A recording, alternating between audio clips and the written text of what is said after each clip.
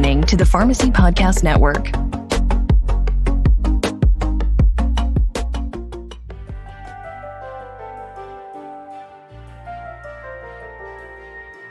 Welcome to the Holistic Pharmacy Podcast. I'm your host, Dr. Marina Buksov, holistic health coach, clinical herbalist, and functional medicine pharmacist, or just holistic pharmacist for short. Whether you're a healthcare professional helping to support the health of your clients or going through your personal healing journey, I believe you will find yourself right at home with this podcast. My co-hosts and I will be merging the scientific with the holistic all season long, as well as sharing stories that will touch your heart and challenge your mind. Please enjoy the show. Hi, everyone. I want to welcome you back to the Holistic Pharmacy Podcast this week. And today I actually have a returning guest on the show, Dr. Frieda Wiley, who was previously on episode 15 of season 4. And I'll link to that in the show notes so you can take a look. Interestingly, we have the reverse numbers today at season 5, episode 14. So that's an interesting numerology pattern. Anyway, we talked about the impact of working from home in this episode and what it means for our overall well-being, productivity, and social norms, both pre and post-pandemic. Frieda Wiley, PharmD, suffered some hard knocks working from home, so she's written a book to guide everyone else how to handle this emergency trend and paradigm from personal experience, which has started long before the COVID-19 pandemic. The pandemic has forever changed the world in many ways, and some for the better. For one thing, it created a safe space for people to finally have some very candid conversations about mental health. Before the COVID-19 pandemic, Dr. Wiley found herself struggling with mental and physical health while working remotely, and it took her months to discover solutions and recuperate. In her book, Telecommuting Psychosis, From Surviving to Thriving While Working in Your Pajama Pants, Dr. Wiley shares her foolproof tips on how to manage your time, be more productive, set healthy professional boundaries, and protect and possibly improve your physical and emotional health. She also shares the research to support it. Whether you're a single Generation Xer or a busy parent managing a household, this book offers solutions for everyone to thrive in a remote environment. Dr. Frieda is a licensed pharmacist turned freelance medical writer and medical journalist who has written for the Oprah Magazine, U.S. News and World Report, Merck, and the National Institutes of Health. She was recently based in the Washington, D.C. metropolitan area. And without further ado, I'm so excited to talk about her upcoming book, and I will link in the show notes where you can get a hold of the book. Hi, everyone. Welcome back to the Holistic Pharmacy Podcast. I have with me today a returning special guest, Dr. Frieda Wiley, who's been a freelance medical writer up until this time, and she's about to become a first-time published author. So welcome back to the show. Thank you. Good to be back. Good to see you again. Yeah, so I will definitely link to our first episode in the show notes so people can learn more about you. But could you just say a word about yourself, your background, and how you came up with this amazing title? I will read it right now. Telecommuting Psychosis, From Surviving to Thriving While Working in Your Pajama Pants. And can it be any more fitting than what's been going on the last 2 years, might I add? Yeah. So just a brief bit about me. So I'm a pharmacist turned medical writer and consultant. I've been working as a freelancer for the last 8.5, almost 9 years. And I'm an accidental freelance medical writer. And I stumbled into that actually while I was working from home. So as far as the title, believe it or not, this book, even though I'm just now publishing it, it's something that's been in the works for 8 years. So actually, I've been a telecommuter for the majority of my career, even when I was practicing as a pharmacist, because when I was a traveling pharmacist doing medication therapy management, I would work from home 1 to 2 days a week. And then when I transitioned into working for this managed care-based consulting firm in Hoboken, New Jersey, originally I expected to move there for the job, but they pitched me the idea of working from home and they found out I have remote experience. So much like many people across the country and all over the world in 2020 who were thrown into telecommuting or became accidental telecommuters overnight, I landed in a similar situation about 6 years before that, 6 or 7 years before that, but I went through it by myself. So I had started working on the book then because I had just noticed there were some things about me that were a little off. And when I would talk to people, family and friends, everybody was like, oh, well, you work from home. You don't have any issues. You're normal. You're fine. I'm like, but no, I feel terrible.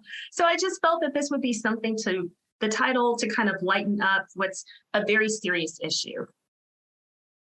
Yeah, absolutely. I mean, I have to admit, I'm wearing a version of pajama pants right now, so I can definitely relate. Yeah. You know, what I find interesting is that the older I get, maybe, or the wiser I like to think I get, it's like you really see two sides of the coin almost immediately. Like there can't be anything that's 100% perfect and anything that's 100% bad and evil, usually, right? Usually there's some sort of silver linings. Usually there's pros and cons. Usually, you know, you can see some benefits and some drawbacks. And the same thing with working remotely. Like now I've also transitioned, not due to the pandemic, because I worked in retail throughout that. But as of this year, I've transitioned into my own business and now have this freedom and flexibility to work from home. But there's certainly, you know, the elements, the human element, the interaction is now reduced to screen time, which is amazing that we have the technology and tools that we couldn't even have imagined a pandemic without that, right? But, you know, the innovation is great and that we've been able to make it work. And everybody that has experienced this on such a large scale due to the circumstances can now relate to each other better. And I feel like it also opened up this personal side of professionalism too, where it's like people are juggling their kids in the background of their Zoom meeting and, you know, there's lots of things going on. So I like that the human element is kind of more evident, I think, in a way, but also we're not like interacting in person and we're even scared of each other now because of the virus. And so there's this different dynamic of working remotely. Yeah, there definitely is. And so my mission really with this, I had tabled the book a few years ago when I first started writing it. Some agents were interested, in particular one, but then I kind of let some feedback make me table it. But during the pandemic, the good thing about it, one of the many good things, was that it created a safer space for people to start having these candid conversations about mental health. When I started working from home, I read tons and tons of books about being a telecommuter. And unfortunately, none of those books really talked about the mental aspect. They would say, okay, do these things to be productive, do these things to whatever, and excel in the environment, even though you're not seeing people in person. But then when it came to the mental aspect, it would basically say, oh, if you get sad or depressed or you feel lonely, go outside and take a walk, the end.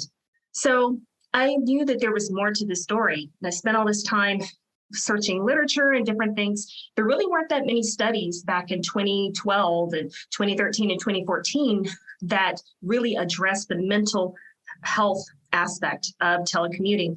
But we saw an uptick during the pandemic. So because of that, I decided to start investing the time in continuing the research. And there was so much just enlightenment around it. And that kind of gave me the momentum to finish the book and put it out there. So it's not really about having it be a bestseller or 20 million people read it. It's really about if it helps one person, then I've done my job. Because there really is an aspect here. And I love what you said earlier about how now we're managing the kids or different things. People are managing pets or parents or whatever as well, if they're caretakers. And now, because there are so many more people who have or are still continuing to work from home, it's created a humanizing element that's compassionate. I remember one of our actually, it was a doctor who had posted about how she was doing this video interview with some major news network. And then her 4-year-old comes in the room while she's on camera, and you literally see her freeze. And when I was telecommuting initially full time, those types of human hiccups were not really forgiven. So I appreciate the fact that there is a bit more compassion around it.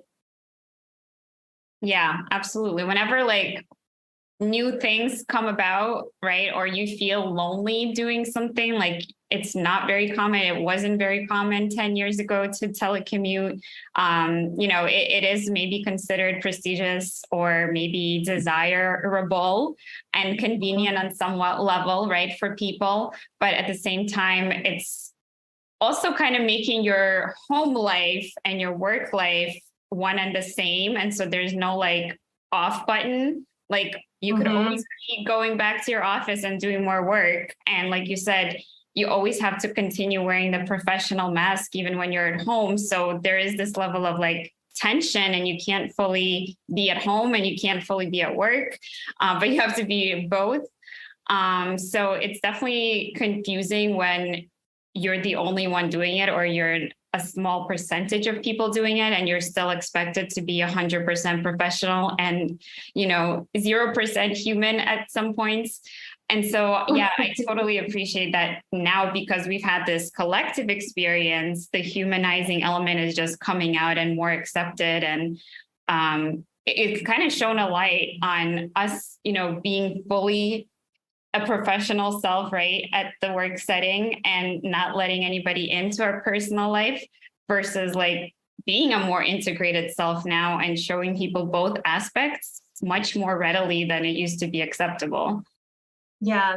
And so I really like the term you used there, professional mask, because again, there's that pressure. We all have felt that insurmountable amount of pressure that we can't have these human moments. We can't be emotional. We have to keep it separate. But then one of the things I also talk about in the book is kind of how to create that separation between work and personal, even though you are juggling the family and whatnot.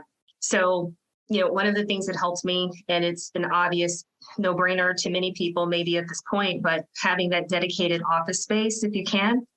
And you had mentioned earlier, like having someone to take care of the kids, a babysitter or whatnot. A person I interviewed who's also a mom and an entrepreneur, momapreneur, for lack of a better term, she actually sometimes will go work at a friend's house. So there are different things but still, even when we feel that we have to keep up the professional mask for the public, there's still that challenge of communicating that to our family members and loved ones we live with, right? So, what do? Put up a sign that says office closed on the outside of the house. So, yeah. Do not enter. Dangerous. Do not enter. Do not disturb.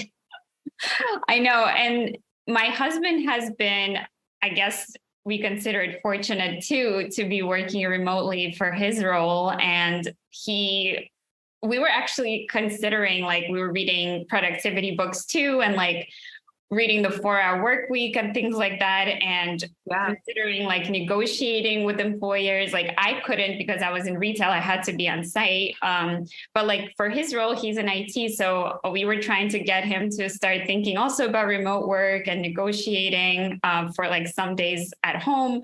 But then they were able to transition all of a sudden 100% out of a need to do so, right? And a desire. And it turned out to work okay. But now we share an office space, and it's like we have to tell each other, oh, pretend I'm not here. Like, don't talk to me because I have work to do. Yeah. And I've heard that also from one of my friends who lives in Chicago. She and her husband share an office space. So sometimes I forget that when we talk, because we'll be just chatting away, and then all of a sudden you hear someone's voice. So yeah, you just find ways to manage it and find what works for you. And I think it also kind of causes your brain to work in different ways, kind of this duality, something that I think many pharmacists already have. You can fill a prescription and listen to 4 or 5 conversations at a time. I know the pros and cons, of our multitasking brain. So as a pharmacist, it's so cool that you were able to, use your research skills, use your background, and also lean into medical writing skills as well, and just utilize these skills in a completely different way. And write a whole book. So how was that transition from medical writing? How is it different? How is it the same? And what was your process like? My process was an erratic one because I've actually written other books, but this is the one that I'm putting out first. And it took me the longest to write. So basically 8 years. So it was one of those things where I think it was challenging because I write every day for a living. If I were doing other things, and I've heard this from other writers, that it's harder to write a book when you write every day for a living. But then I know plenty who seem to do it with no problem. So maybe they have a superwoman or superhuman gene that I don't have. But it was more about I would write when I felt the flow. So sometimes as a medical writer, especially when you're on deadline and have projects that are depending on you to move things along, then you can't necessarily always write when the mood hits you.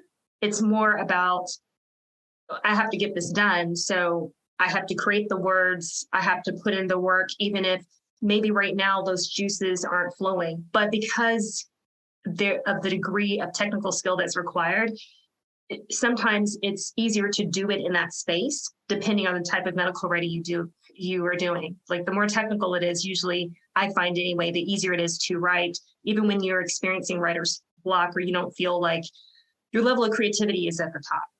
So in this is obviously a crisis management self-help type book. So a lot of the information was factual, but I also insert a lot of personality into it because I tell my personal story, I tell my journey, and how I dug myself out of that hole of telecommuting psychosis, the phrase that I made up. I mean, it's not on par with postpartum psychosis, but I kind of use that as kind of like a thing to get people's attention and, as a buzzword. So that was a nice transition to have that skill set, but it's not quite the same. Yeah, as an entrepreneur and a content writer myself, and, I consider myself a creator of sorts, I can totally resonate with needing like some free-flowing creative space, needing to get into that sort of different headspace versus like 100% structured and logical technical space that you mentioned. But I've also heard it said, 99% perspiration, 1% inspiration. So, I think you got to try different things and see what works for you. But I definitely resonate with needing like some sort of additional skill set or some sort of additional ways and tools to get yourself into the more creative mode. I feel like it's the, sympathetic versus parasympathetic states, right? Where you just want to nurture that parasympathetic and create from a safe place. And that's why we need to feel relaxed and stable and safe versus like meeting a deadline, which, fires the sympathetic neurons. Yeah. And I didn't really think about it in a very scientific way, but that does make a lot of sense. Yeah, because normally for me, when I have writer's block, then sometimes I'll just start writing by hand as opposed to on the computer, or I'll go do something else creative that's wacky. Maybe I'll turn on music, dance around, whatever, but do something else that works a different part of my brain to express myself. And then after relaxing, it's like, okay, well, I'm ready. Now the words are here. I can work, I can focus. So you're right. Yeah, I think it's like breaking that circuit. And like, even when you mentioned that kind of silly tip. If you feel sad, go get up and take a walk. It's like a circuit, right? And also there is some wisdom to that advice, even though it seems silly. Sometimes it's like the simplest things can be the most profound. It's just that our perception is, oh, it's so simple, it can't possibly work. But when we actually read into the science and the benefits of it, we're like, oh, actually, maybe now that does make sense and I will feel better. It's like taking a walk, you're taking a break from the situation, you're getting up, you're doing some sort of physical movement, which is always nice and sometimes gets our endorphins going, depending on the activity, gets, our blood circulating. If we're going to take a walk outside, that's always nice, being in nature, getting some sunshine, literally like the antidote for seasonal affective disorder, or SAD acronym. So I think, there's a lot of insight there, even with our, kind of old wives' tales and little advice that sometimes doesn't make sense like that. But I can definitely, see this catchphrase that was the title that you mentioned. And I can relate as the postpartum psychosis, because I'm recently, quite recently postpartum for the second time. And so there's like kind of similar challenges, I think, that I mentioned before. I think one of the worst feelings in the world is like feeling like you're suffering alone, like you're the only one suffering. So when you started this remote journey and you felt like you were one of the only ones doing it, that can be quite ostracizing and lonely. So nobody can really relate to your level of what you're going through, to your level of, challenges, because they're not in your position. So the telecommuting psychosis, now everybody knows what that is. Now is the time to birth this book, and tell everybody how to cope with it. So what's been the inspiration and, the idea behind releasing it? Why do people need this book right now? And what will it help them do? Well, first of all, it goes back to what you just said. It'll let people know that they're not alone. And my inspiration was to actually put more context on it. I was completely isolated because for the first year, a little bit over the first year with that managed care consulting firm, I was the only remote worker in my department. Everybody else was in New Jersey. So when you mentioned the feelings of isolation, loneliness, and different things that go with it were intensified, definitely was for that reason. So that's the inspiration, to let people know that they're not alone, to share the science to back it up. But I don't leave them hanging with the whole, okay, this is my story, I went crazy. Here's the science showing that the more time you spend working from home, the crazier you get. No, it's not that. I also give you evidence and also some of my own experiences of what worked for me, how I dug myself out. So going back to the walking, and not to trivialize that again, but it's great because getting outside, getting the vitamin D, that also helps with depression and the SAD that you mentioned earlier. And I talk about protecting your eyes, because protecting your eyes staring at a computer all day, that also will help affect your vision, but also the mental health because it disrupts your pineal gland, different things like that. So it's all about helping people move forward and live their best lives, or a better version of the life they already have. That's awesome. Yeah, those are some great tips that definitely have the science backing, but probably even just a few years ago, people would probably think like, oh, like that's kind of esoteric. Like, you go out into the sunshine and, what's the studies on vitamin D even and things like that. And, what's the normal levels. And now we're seeing, oh, actually, you need a lot more vitamin D. Oh, actually, yes, our eyes do get strained from computers, and our necks from like looking at our phone and, our computer, and our eyes need to like have the farsightedness and the nearsightedness. We can't just always be focused on digital screens. And yeah, like the blue light glasses and things that are available now that, just a few years ago, people like didn't consider these things. And it's so nice that we're finally being able to explain why this happens and to give people some tools of preventing or, lessening the strain of these challenges of working with technology all day long, whether or not it's remote even. Yeah, yeah. And actually, even with the blue light, it's important to get the message out there because there are studies that show that children, their eyes will absorb more blue light. So they are going to be affected more by blue light than adults. So, everything is kind of a step in the right direction. The more education, regardless of what the medium is, the better. We can't have enough of it these days. Yeah, absolutely. And there's also like information overload.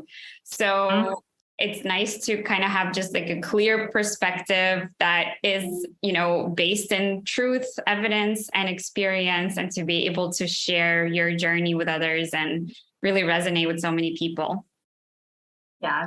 Well, I appreciate you giving me a platform to get the word out there, help get the word out there. And, I hope again that it'll be helpful to somebody so they don't have to go crazy like I did, or they can recover faster. So. Yeah. So I would love for you to share with us, where can people get their hands on this book? When is the release date? And any other messages that you feel like, are really important, like who needs to really read this?